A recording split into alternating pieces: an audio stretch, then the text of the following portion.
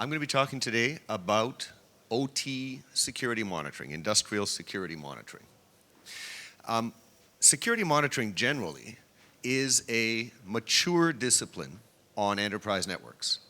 We have intrusion detection systems to tell us about attacks in progress. We have security information and event management systems to aggregate logs from IDS systems and other systems, to correlate logs, to figure out what constitutes dangerous conditions, raise alarms, manage alarms. We have SOAR systems, security orchestration and automation systems. These systems have workflows so that when alarms come in, we can manage the process of incident response. We can initiate the response. We can sign off on the end. These systems carry out cross-site correlations. They are correlated with global threat intelligence. This is a mature discipline that, generally speaking, in the sites that we work with, has visibility into essentially all of the enterprise network except operations. There's a problem with operations. The problem is this: all cyber attacks are information. Every piece of information can be an attack. In order to enable monitoring, we need to enable connectivity with the networks that we're monitoring. Connectivity from a central SOC, from sometimes a cloud-based, outsourced SOC. So there's a conflict here. In terms of the NIST framework, this is a conflict between the protect function and the detect function. We want to enable detection, but in order to enable detection, we have to enable connectivity and thereby introduce new attack opportunities, impair our protection. Is there no way to get both of these, to get one without impairing the other? So let me start with, I do have an answer to the question. Let me start with a concrete scenario. Let's look at a very specific scenario. Here at S4, we have a number of the leaders in OT intrusion detection systems. How does this work? Well, it's pretty basic. These folks sell, among other things, a sensor that has at least 2 network ports. One network port receives inputs from switches on industrial networks, copies of all of the packets on those networks, so that the sensor can analyze the packets and see if there's any suspicious behavior. And these sensors have a management port so that SOC analysts can be logging into these sensors on a regular basis, and so that these sensors can report alarms and packet captures and other useful information into the central security operations center. The question is, where do we deploy these sensors? Where do we connect the management port? Do we connect it to the OT network? Well, that's not a good idea. A lot of people push back on that. Operations is going to push back on that. Why? Because these SOC analysts need to be logging into these sensors on a regular basis. Why is that? Well, it's because every one of these sensors can be tuned. They can be more sensitive or less sensitive. If you make these sensors more sensitive, now you have more false alarms, bluntly, but you're less likely to miss real attacks. If we make these sensors less sensitive, now we have fewer false alarms, less noise, but there's an increased risk of missing attacks. It's what's called the difference between false positives, false alarms, and false negatives, missing real attacks. We have to tune these things, and because nobody wants to miss real attacks, what most sites do is they tune the sensor to be a little bit too noisy, to produce some false alarms. Which means on a regular basis, the SOC analysts need to log into the sensor and say, that stuff you've been alarming about for the last 2 days, stop that. That's actually normal. So we need to tune these sensors to everything from dropping out the occasional false alarms to introducing new signatures for signature-based sensors, to introducing new threat intelligence for sensors that make take advantage of the threat intel, to human augmentation of the machine learning algorithms in these sensors. Okay, so the SOC analysts need to log into these sensors. If we put the management port on the OT network, what's operations going to say? They're going to say, you want how many people to be logging into each and every one of our industrial networks company-wide? How often? And what are they logging into? And what are they doing to that stuff?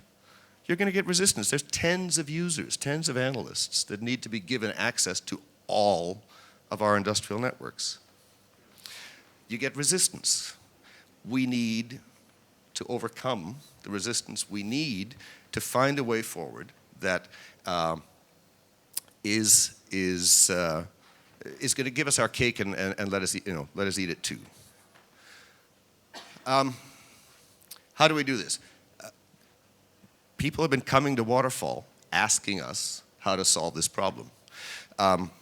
In response, we came out in November with Waterfall for intrusion detection systems. This is a product that enables safe monitoring of industrial networks by OT intrusion detection sensors. How does it work? Well, here's how it works. Sorry for those at the back. I should have put the diagram up higher. We have the same industrial networks over here. The network switches, the mirror ports come into an aggregator, if you like. Those ports come into a type of unidirectional security gateway. This is the kind of product that Waterfall produces. The gateway is physically able to send information in only one direction.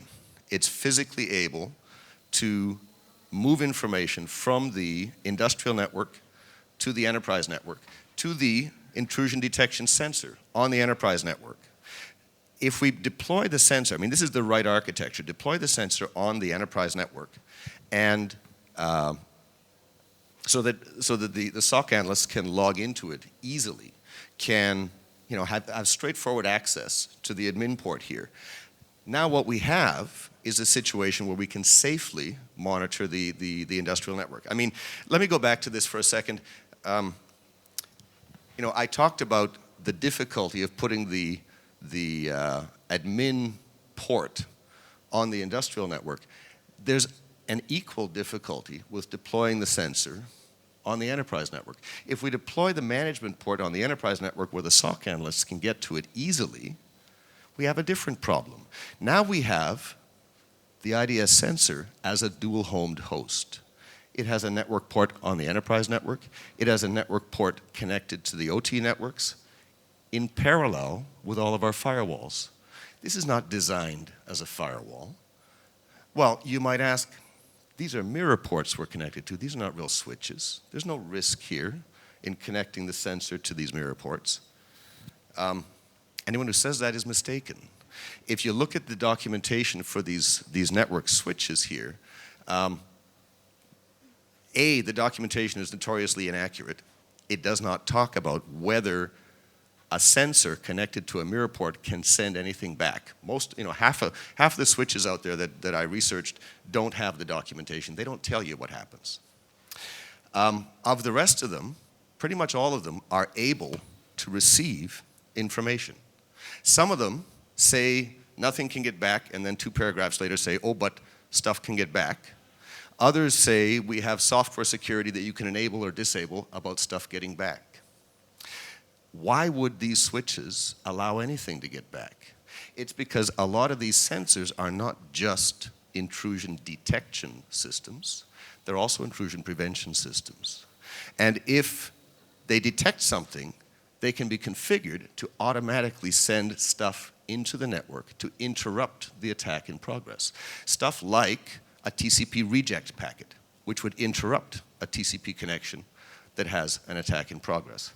So if we deploy the sensor entirely on the IT network, the OT network, we have a problem with the SOC analysts coming in to all of our networks. If we deploy it on the IT network where the SOC analysts can manage the sensor easily, we have a problem with attacks potentially pivoting through these sensors into our industrial networks.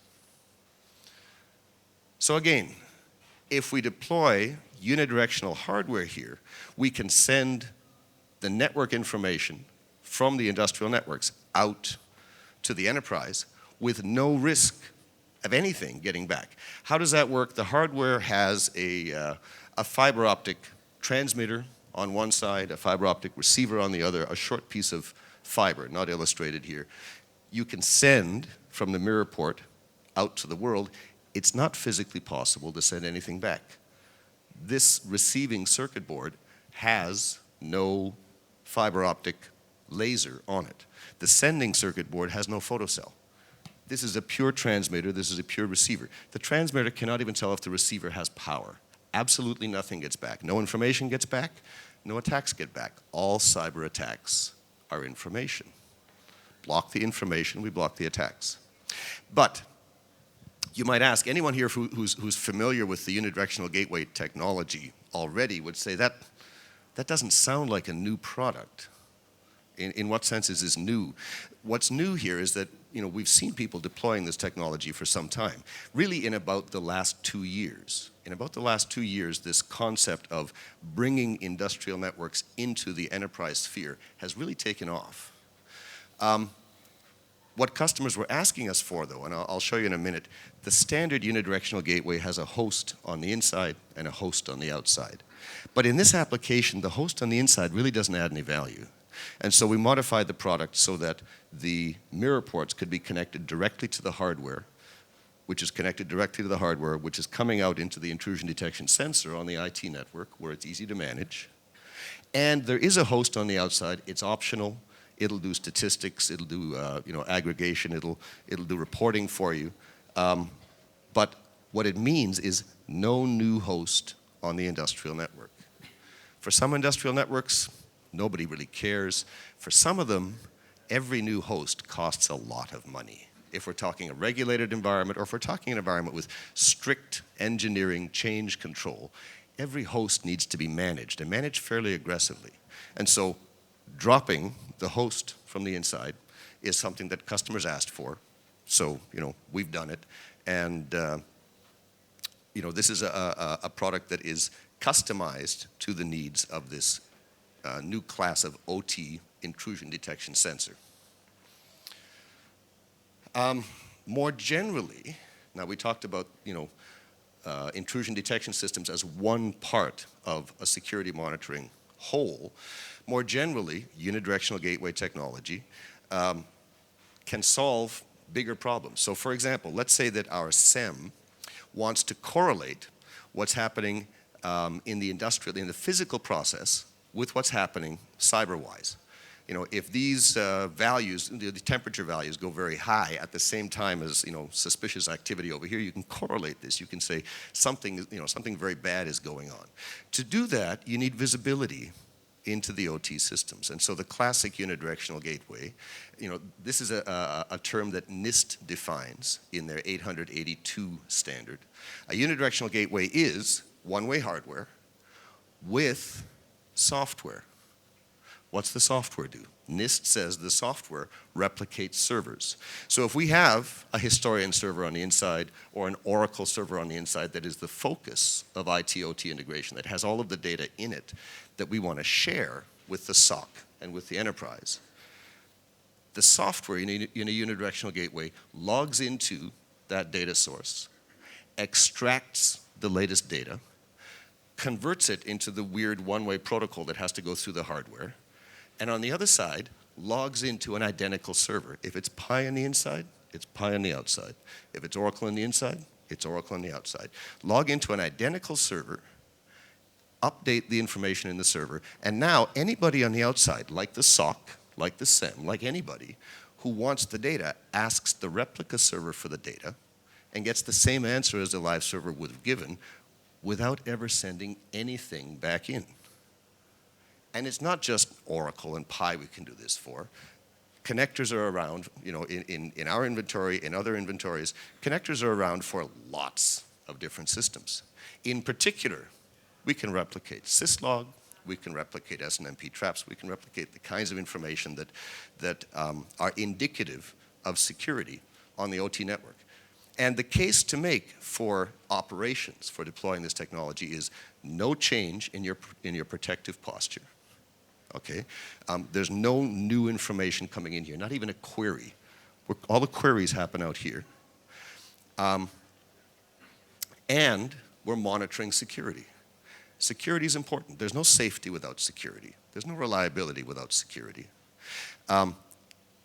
And what we need to do, if we want to optimize security, we have to measure it. We can only optimize what we measure. This is an argument that's crystal clear to the engineers and operations. Let's start measuring security safely so that we can optimize it. It's not just Waterfall who's saying this. We have partners in this space who are saying the same thing. We have a strategic partnership with FireEye. Travis Reese, the president of FireEye, is also the chairman of Waterfall's board. FireEye's salespeople get quota credit when they sell Waterfall technology. We are a supplier to FireEye. We work shoulder to shoulder with FireEye folks, going into industrial sites and enabling monitoring of security.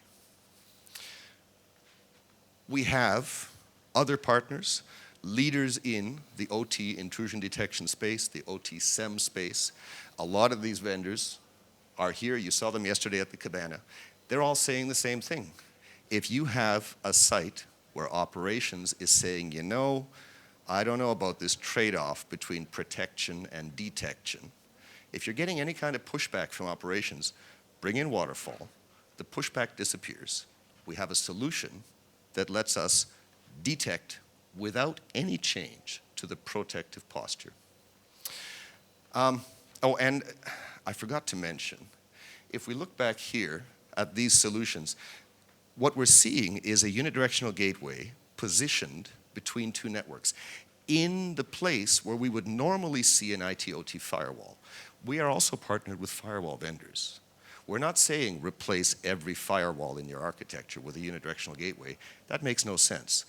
What we see advanced security sites doing, they replace one layer in their layers of networks and firewalls. They replace one layer of network connection with unidirectional gateways. There's lots of firewalls in the industrial networks. There's, of course, firewalls throughout the enterprise network. And there's a layer of unidirectional protection preventing any information, any attack information from operations, from the enterprise network leaking back into physical operations.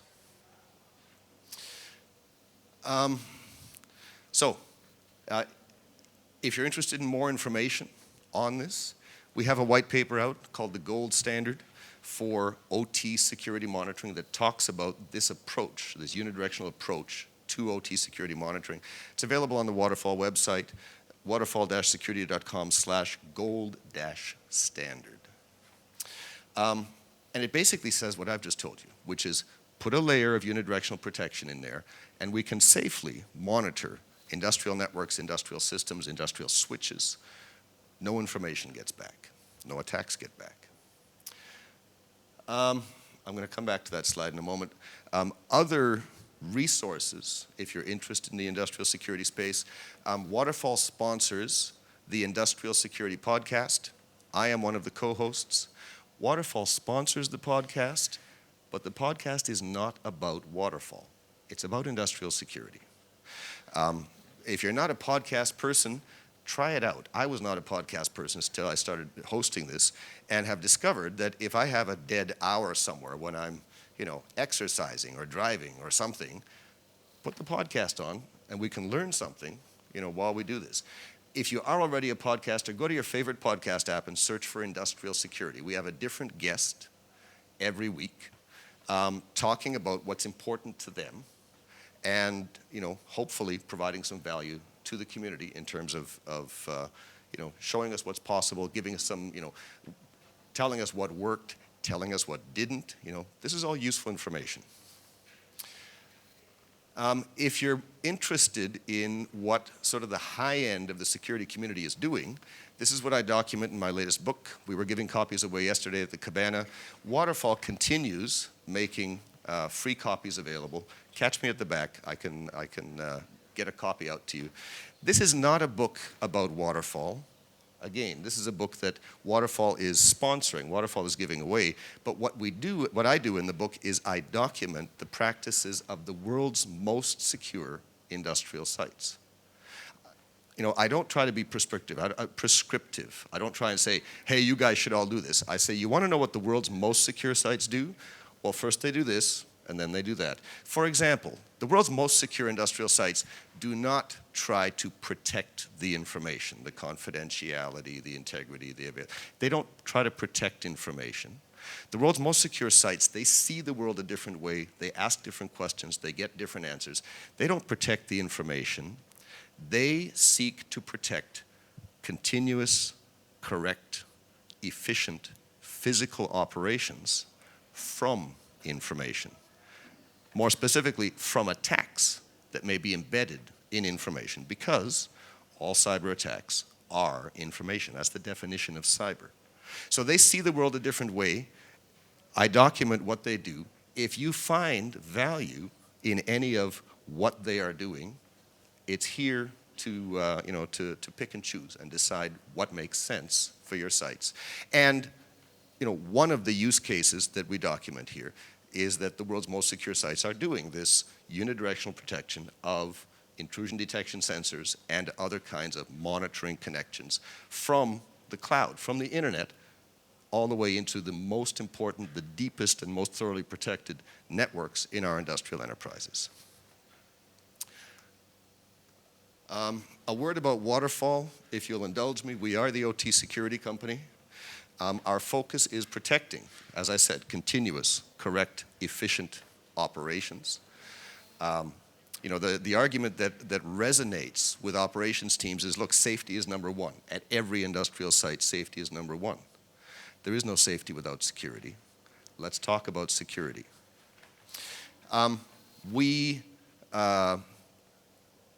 The chief value proposition of the class of technology that Waterfall supplies is visibility, safe visibility from the enterprise into operations, both for security monitoring and for other production monitoring, raw materials monitoring, any kind of monitoring you need.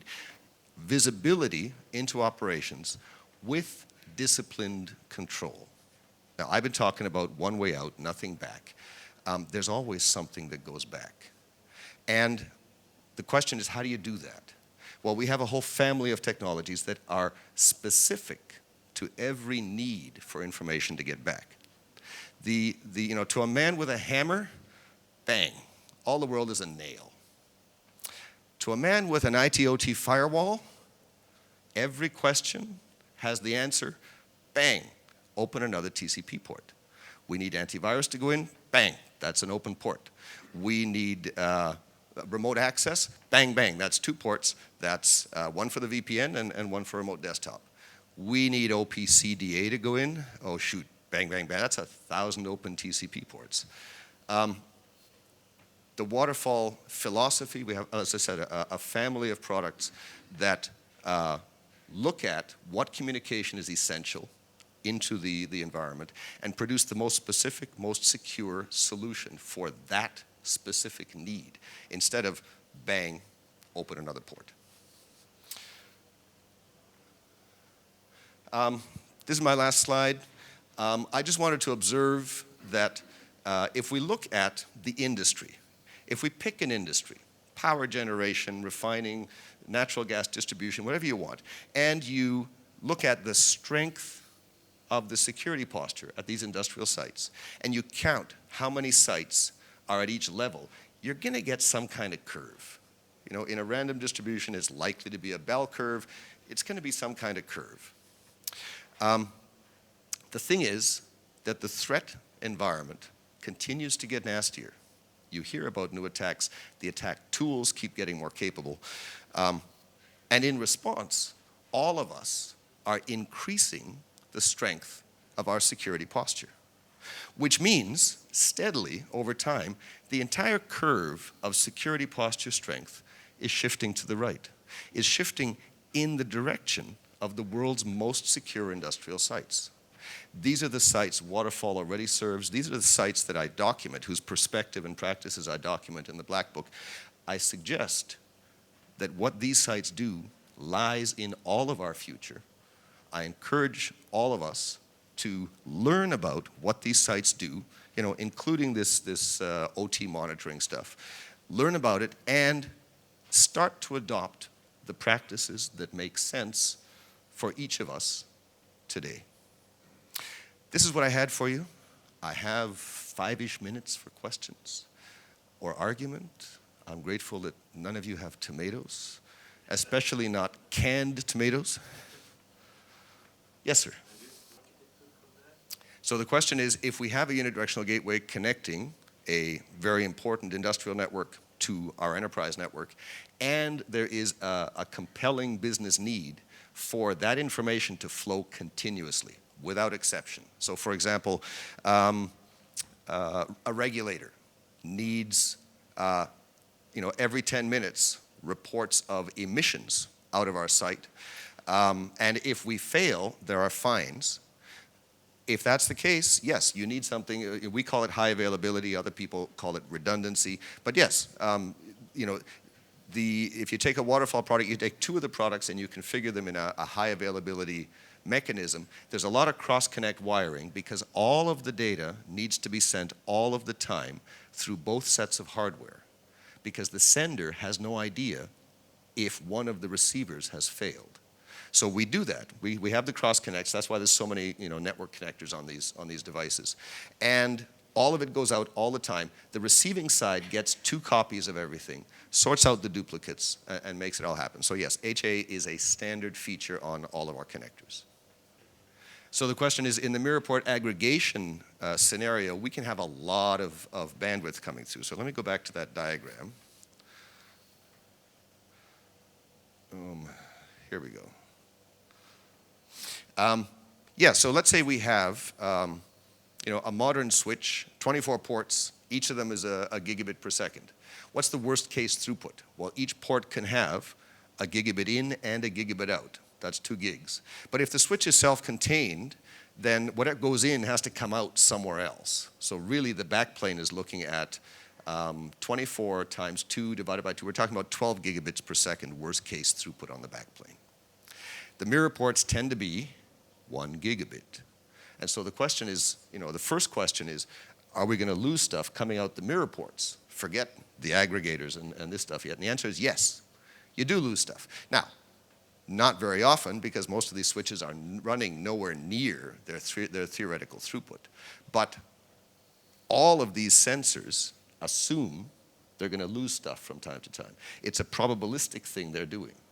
If they can detect 99% of the attacks, they've done their job, because the bad guys, if someone's targeting a site, the bad guys are going to be reluctant to target the site because 99% of the time they're going to get caught. So more specifically to the Waterfall product, it's currently 1 gigabit per second. So 1 gig comes out of these switches, gets aggregated, 1 gig comes through. Yes, in the worst case, you may lose something from time to time. In practice, you tend to see only a couple hundred megabits per second on each of these switches. And you tend to size this so that most of the time you don't lose anything.